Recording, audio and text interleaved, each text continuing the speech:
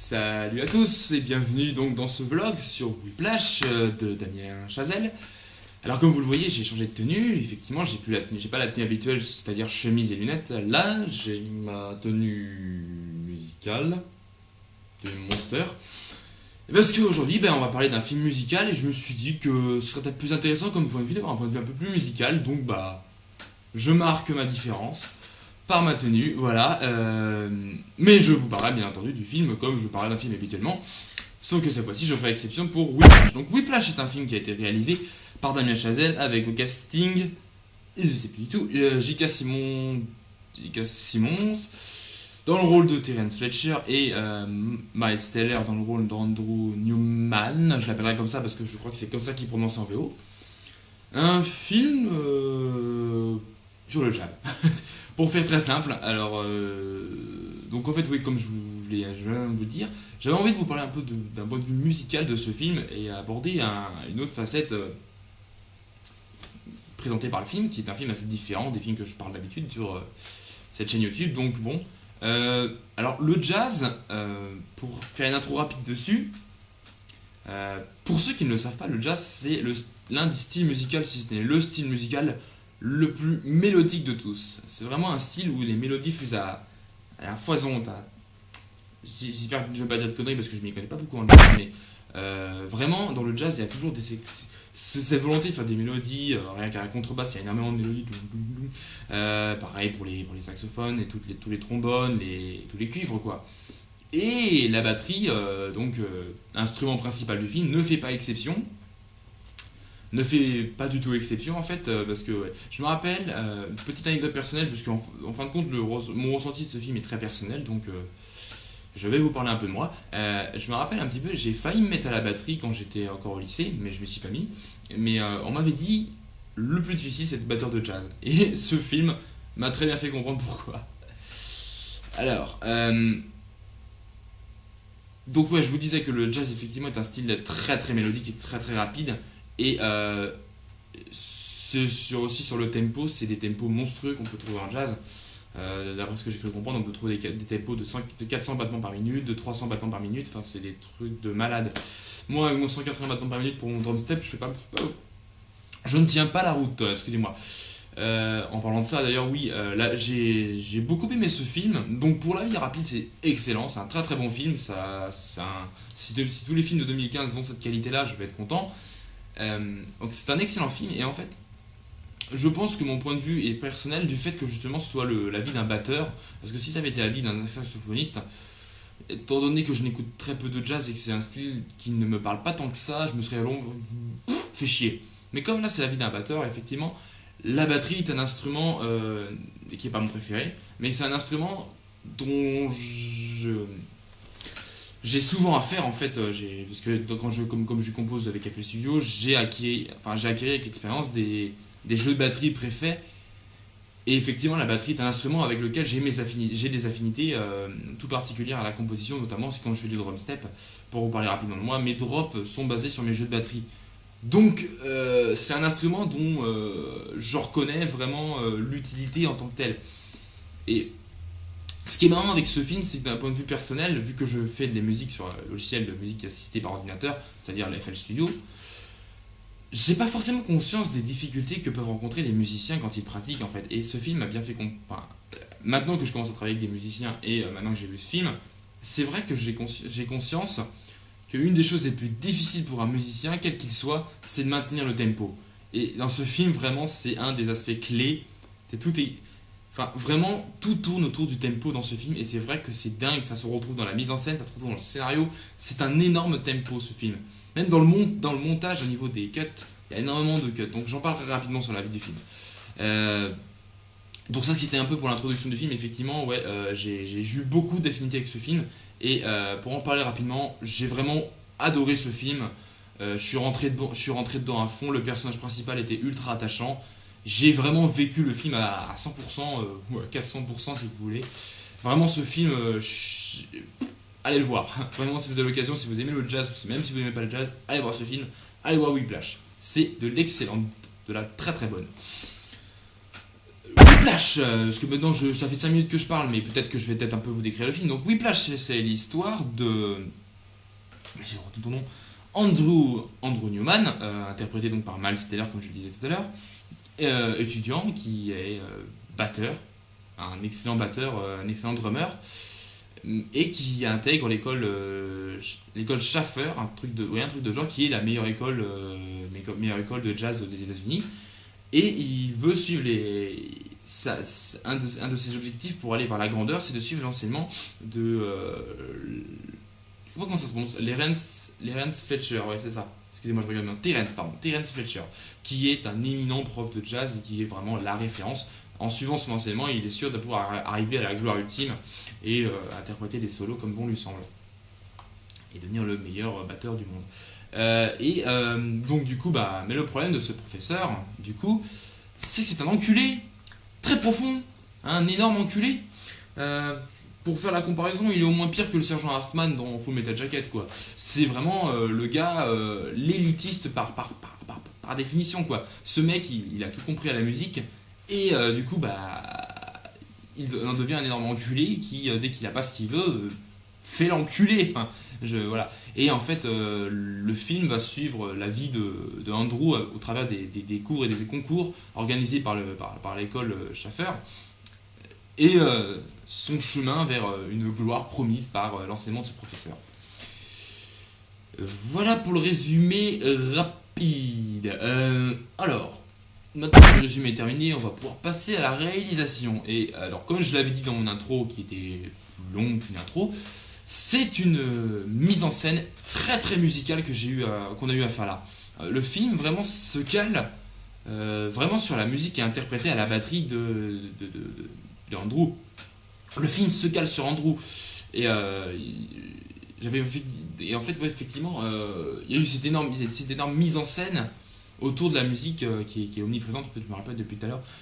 Notamment, il y avait une espèce de... Au début du film, après la scène d'introduction, on a une espèce de montage où Andrew rentre chez lui et un montage où la ville est filmée plan par plan. Et en fait, le montage, c'est un truc tout con, mais le montage est rythmé sur la musique de jazz ajoutée dans les bandes additives au niveau de la bande originale. Et c'est tout con, vous voyez. Mais rien que le fait de synchroniser ce truc, ça donne la couleur du film. Tu te dis, ce film, il va être extrêmement musical. Enfin voilà. Et puis il y avait aussi on retrouvait beaucoup de cette espèce de mise en scène musicale dans les mouvements de caméra. Il y a beaucoup de mouvements de caméra dans ce film. Et une caméra qui est en fait assez étrange, des fois saccadée. Comme je l'avais dit tout à l'heure, il y a énormément de cuts. Vraiment, enfin, j'avais rarement vu autant de cuts dans un film depuis Requiem for a Dream, qui était un des films les plus cutés que je connaisse. Il y en a eu d'autres des films cutés, il y a notamment... Enfin, il n'y en a pas d'autres notamment, j'en ai aucun autre exemple qui me vient en tête comme ça, mais ce film comporte énormément de cuts. Entre des cuts sur des gros plans, la sueur qui coule de ses oreilles, ses baguettes simplement. Et en fait, plus le tempo s'accélérera, plus les cuts seront rapides. Il y aura de cuts en fait. Et c'est quelque chose qui est vachement intéressant. Et puis il y avait comme ces espèces de mouvements de caméra qui, quand le professeur et l'élève sont en accord, c'est plus une caméra qui fait cut, c'est une caméra qui bouge vraiment hop. Et je trouve que c'est super intéressant justement vis-à-vis de cette espèce de mise en scène et de cet univers qu'est la musique, de montrer que quand le mec interprète correctement la musique cesse d'être une partition divisée en mesures et devient vraiment une musique, une mélodie indépendamment voilà, et sans coupure. Et c'est exactement la mise en scène adaptée vraiment au film. Vraiment c'est super, il y a vraiment une putain de mise en scène dans ce film. Vraiment ça m'a fait plaisir quoi. Et je regarde ce que j'ai fait. Il y a aussi vraiment une mise en scène autour du personnage de Andrew pour créer vraiment la bulle dans laquelle il vit. Puisqu'en fait le film suit à quasi 100% le personnage d'Andrew. Donc en fait on vit avec lui, on vit ce qu'il vit. Et le film a vraiment réussi à bâtir une bulle autour de ce personnage rien qu'en utilisant des trucs tout cons comme la gestion du son. Le son en fait, on est vraiment, il y a des moments où Andrew a des écouteurs et révise son solo de batterie pour, pas son solo, son interprétation de batterie pour le morceau qu'il a à apprendre pour un concours. Et il y a plusieurs scènes, il est dans le bus comme ça avec ses écouteurs. Et en fait, un truc tout con, c'est qu'on fout une musique qui est intra-digétique, qui est donc celle qui écoute dans ses écouteurs, mais on ne fout que elle. Ou alors des fois des bruits qui fait quand il révise. Mais aucun autre bruit. Et notamment il y a une scène qui peut presque paraître comique où il est avec des énormes partitions dans le bus en train de réviser la composition et il est en train de faire les beatbox à l'image de ce qu'ils doivent produire à la batterie. Puis les gens qui le regardent en mode et voilà, en fait, toute cette espèce de mise en scène pour créer une véritable bulle autour de ce personnage quand il est dans ses pensées, quoi. Il est dans ses pensées, il est dans sa musique, il est pas ailleurs, quoi. Il y a vraiment toute une mise en scène vraiment là-dessus qui est vraiment magnifique. Et puis les acteurs, enfin, transition de merde, mais les acteurs, on peut en parler des deux principaux qui sont juste fabuleux. Vraiment, je retiens pas leur nom, J.K. Simmons et Miles Teller, enfin, chapeau bas les gars. Alors, je me semble avoir compris que Miles Teller était batteur dans sa vraie vie. Chapeau gars, parce que déjà, tes performances sont véritablement impressionnantes et c'est pas parce que je fais du drum step que je vais pouvoir me la ramener. Mais vraiment, ouais, il y a vraiment les acteurs, enfin, je leur tire mon chapeau bas, vraiment, qui sont vraiment magnifiques dans ce film. À aucun moment, ils ne font une fausse note quasiment. Vraiment, les acteurs sont à fond dans leur truc, mais complètement à fond, quoi. Et j'aime beaucoup quand les acteurs sont à fond dans leur film. Qu'est-ce que vous voulez que je vous dise? Bon, la BO, je sais pas si ça vaut vraiment le coup d'en parler, parce que bon, la BO est essentiellement tournée autour des morceaux qu'apprend le batteur, à savoir Whiplash, Caravan et un dernier dont j'ai absolument pas retenu le nom. C'était étrange. Mais voilà, les morceaux sont très tournés autour de la bande originale et quelques morceaux additifs, mais après, je vois pas vraiment de grands commentaires à faire parce que le film est la bande originale au final, donc on peut aussi bien aller voir Whiplash pour les musiques que pour vraiment le film, quoi. C'est vraiment un film musical à part entière. C'est pas une comédie musicale, hein. Attention, il y a une différence. Ça n'a rien à voir avec une comédie musicale, c'est un film musical. On pourrait dire que c'est un film musical, c'est pas comme The Wall de Pink Floyd où c'est vraiment un clip vidéo, là c'est un film musical, un film sur la musique. Un très très bon film. Bon, je divague. Pour terminer rapidement sur la réalisation, je regarde mes notes parce que je suis un connard. Non, j'ai fini en fait. J'ai fini, j'ai dit à peu près tout ce que je me souvenais d'intéressant dans la réalisation. Je vois pas d'autres trucs que j'ai oubliés. On va passer au scénario maintenant. Scénario, déjà, je l'ai dit rapidement dans mon intro, les persos sont vachement réussis. Hormis le fait que les acteurs jouent extrêmement bien leur rôle, les persos en eux-mêmes sont vraiment très très bien portés. C'est bien dosé, c'est habilement, c'est subtil. Vu que comme on suit le personnage d'Andrew, il est méga attachant ce personnage. Alors peut-être que c'est là que je viens à mon côté un peu subjectif de ma critique. Je me suis vachement attaché au personnage d'Andrew parce que au final, je comprends un peu ce qui le fait galérer comme ça. J'ai pas eu de cours de musique, mais j'ai déjà connu ce genre de professeur à fond élitiste, vachement élitiste dans leur méthode. Et qui, si tu fais de la merde, ils considèrent comme une merde et te jetteront comme une merde. Ils ne te diront jamais que tu fais des bonnes choses, te diront toujours que tu fais de la merde. Je pense que la prépa m'a un peu trop découlé sur moi. Bref, du coup, des personnages qui sont vraiment, je trouvais, ultra réussis et très réalistes, quoi. Je ne sais pas si Damien Chazelle est français. J'ai envie de dire, je ne connais pas ce réalisateur. Vous pouvez me jeter des parpaings si vous voulez, mais je ne connais pas ce réalisateur.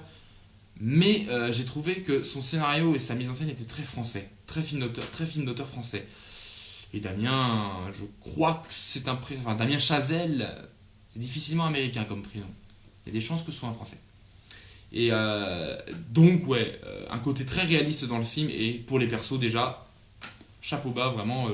Le personnage d'Andrew, j'avais oublié d'en parler, mais le personnage d'Andrew est un des personnages qui m'a fait le plus vibrer depuis longtemps. Vraiment, je me suis vachement attaché à ce personnage. Et la scène de fin, vraiment, c'était... j'étais en mode, oh vas-y, oui. Enfin voilà. Il y a une gestion de la tension et du stress dans ce film qui est magnifique. Vraiment, il y avait des moments où je stressais avec le personnage. Quand son professeur lui demandait d'aller sur les 400 battements par minute, j'étais stressé, tu vois. J'étais stressé pour le personnage parce que le prof c'est méga stressant en fait. Et vraiment, je trouve qu'il y a une gestion de la tension et du stress dans ce film qui est magnifique. Enfin, on se sent oppressé, vraiment, on se sent oppressé par le professeur. Et c'est vachement bien retranscrit dans le film, vraiment. C'était super à ce niveau-là. Je regarde mes notes. Bon, la bulle du personnage, j'en avais effectivement parlé, j'ai aussi mis ça dans le scénario. Bon, j'en ai déjà parlé effectivement que le personnage est complètement dans sa bulle, qu'il ne vit que dans sa bulle. Sauf au moment où il finit par en sortir et essayer de se sociabiliser, mais bon, il retombe très vite dedans, à chaque fois. Et notamment, il y a une scène que j'ai trouvée très bien écrite. C'était une scène de repas entre, je crois, toute la famille, où en fait, les membres de la famille disent alors, qu'est-ce que tu deviens, toi? Et dans la famille, il y avait un joueur de foot professionnel, un docteur, je crois, enfin, que des gens qui ont trop réussi, entre guillemets. Et puis à côté, t'avais Andrew, qui était le seul musico dans sa famille, ses parents, son père n'était pas musicien. Et dans sa famille, il n'y avait aucun musicien. Et en fait, il y avait cette scène où la nana lui a demandé bah alors la batterie, comment ça se passe? Ouais, bah j'ai intégré la meilleure école du pays. Et les gens s'en foutaient complètement. Et le père était plus. Enfin, le père, je sais plus qui c'était père comme personnage. Mais un mec était plus intéressé par son fils ou ami, je sais pas trop. Et il lui demandait alors le foot, comment ça se passe? T'as fait quoi? Et il était à fond dedans. Et le pauvre petit Andrew était retrouvé complètement exclu de la conversation parce que personne s'intéressait à ce qu'il faisait, alors qu'il était largement au-dessus des autres. Et vraiment, j'ai adoré cette scène pour l'écriture, l'espèce d'esprit, cette espèce d'esprit élitiste qu'on finit par avoir quand on est à fond, quand on est professionnel dans la musique, on peut carrément dire ça. Je dis pas que j'aime bien cet esprit élitiste, mais je trouve que c'est super bien écrit comme scène. Juste que le mec il dise ouais, je suis joueur de l'année et tout. Et le mec il regarde, il fait ouais, mais ton équipe elle est en division 3. Ah la foule, je suis joueur de l'année, mais ton équipe elle est en division 3, c'est de la merde. C'est même pas la division 2, c'est la division 3, c'est de la merde. Enfin voilà. Cette scène, je l'avais trouvée vraiment super bien écrite et une grande scène dans ce film. Et puis on peut parler un peu du final qui est haletant. Enfin, comme je le disais, la tension était vraiment à son paroxysme. Et vraiment le final, je l'ai trouvé vraiment. On va presque de surprise en surprise. C'est prévisible. Enfin, le final est assez prévisible, mais la façon dont il se déroule est bien trouvée, je trouve. Enfin, c'est intéressant. L'idée de ce véritable duel entre l'élève et son professeur. Enfin, vraiment, voilà. Donc, pour finir effectivement sur Whiplash, j'ai cherché mes mots. C'est un excellent film musical, vraiment, qui est super intéressant, qui arrive à rendre la musique intéressante, aussi bien pour un musicien que pour un non-musicien. Il y a vraiment une mise en scène autour de la musique qui est vachement intéressante, et je ne peux que vous recommander d'aller voir ce film. Et même si, effectivement, comme moi, vous n'êtes pas forcément très fan du jazz, truc de ce genre, le jazz, c'est rien pour moi. Ça m'empêche pas que j'adore les films de Woody Allen, hein, donc j'ai aucun problème avec le jazz, mais c'est juste que c'est un style qui ne me parle pas. Mais vraiment, même que vous soyez amateur de jazz ou non, ce film est vraiment génial et laissez-lui sa chance, vraiment. Il est captivant, il est poignant, il est haletant, enfin voilà. Donc foncez voir Whiplash. Salut tout le monde, à la prochaine, tchuss, foncez voir Whiplash encore une fois, tchuss.